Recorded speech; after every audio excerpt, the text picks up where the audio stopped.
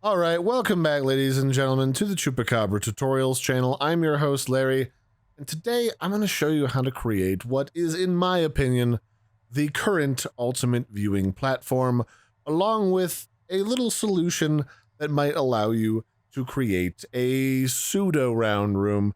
Let's call it like the oval room, or the Ovaltine room, or like it's kind of like a pool-shaped room. But whatever you want to call it, this is kind of what I got going here. I got a big old clover-shaped room built from 4 sort of half-round rooms that makes for a really great, nearly proper 360-degree view of your environment that you could totally use to make a, like viewing spire inside of your base with all the other stuff underneath. And then down here, we've got kind of a preview of the other kind of room where you can make it like a big pill shape. And depending on how you want to set it up, you can or cannot have it with a ladder, or you can set it up where you've got a door that just goes out the back side. I'm going to show you more or less how that's built here today. So when you want to build a base that's kind of a pseudo round room, the first thing you want to do is you want to start with, well, a room. And as tall as you need to get it up off the ground so that it feels comfortable for your viewing pleasure. And then go ahead and stuff a couple of half-round rooms on either side. Because what we're looking to do is we want this particular room to match up with the dimensions of the half-round room. The trouble is that the default room is a little bit too skinny, so we're going to need to fatten it up a little bit. Now, I know you normally want to do that using, like, Grandma's famous turkey recipe around Thanksgiving, but the old Habitat Builder does just fine. And then what I like to do is I like to put a hatch in the side, but you also have the option, if you prefer, just to cover the whole thing in a series of windows. Now, the only problem with doing that is it doesn't really let you build a hatch onto the side of a window.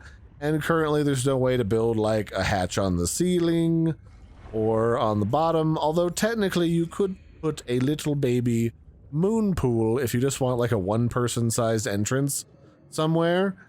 That's also an option. But me personally, I'm more of a guy who likes to put a door on his house, like a proper door, sort of in the middle if you can get it, and then boom.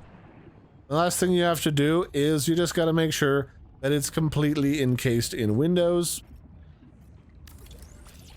so that you have the smoothest viewing room possible. And then boom, you have a nearly 360-degree view and a little bit of space to work in if you actually want to build anything up here. Like maybe you want to put like your bed, or you want to put like your office, or like a little crafting area so you can enjoy the view.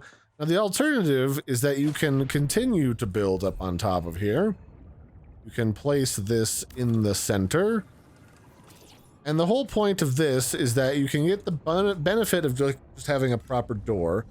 If you're like me and you don't like the aesthetic of having a moon pool in your floor as the primary way of getting in and out, because, I don't know, it just isn't fitting my vibe this time around. Then you can completely encompass this in windows, all the while saying from the window to the wall. And you can make it so that now you're starting to build a really slick tower inside of Subnautica. So now what you do is you just kind of plunk down a ladder somewhere in the middle here. And then boom, you've got an uninterrupted 360-degree field of view. You can also slim down this middle piece a little bit if you want, so that the window, like the half-round pieces, are almost touching. Although, unfortunately, you can't make 2 half-round rooms go back to back. They might change that in soon-to-be future updates of Subnautica 2, because they just had the new dev blog. But for right now, that's just one way that you can do it. And the final thing that you can do, which is my personal preference, is you can start out, again, putting a Whoops, that's too far back. You can start out putting down your room up here, making sure it's wide enough to accommodate the half-round room. And then you're going to need to make it ever so slightly wider. So you might need to redesign the bottom pieces if they're a little bit too narrow for you, because you want everything to properly line up. And then we can make a sort of clover shape with our design, which will allow us to make the most out of the shape of the half-round room, except for you don't get the 100% window coverage because of the creases. This is a situation of Reese's Creases, and you just can't quite put windows absolutely everywhere. You can put windows here, and you can put them here. And there you go. And there you have it. Now you've got the benefit of the half-round room, although it does kind of stick over just a teensy bit on one side, so you could technically widen the bottom two in order to accommodate the heavier design above. But, you know, that's not too bad off the bat. And then you can just slap down another ladder somewhere. Possibly immediately right back where you were before.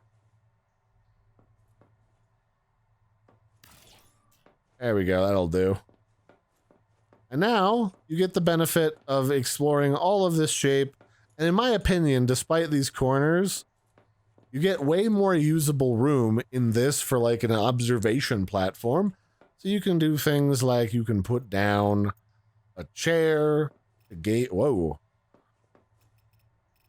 You can put down a chair to gaze out ominously at the landscape while your fingers are peaked.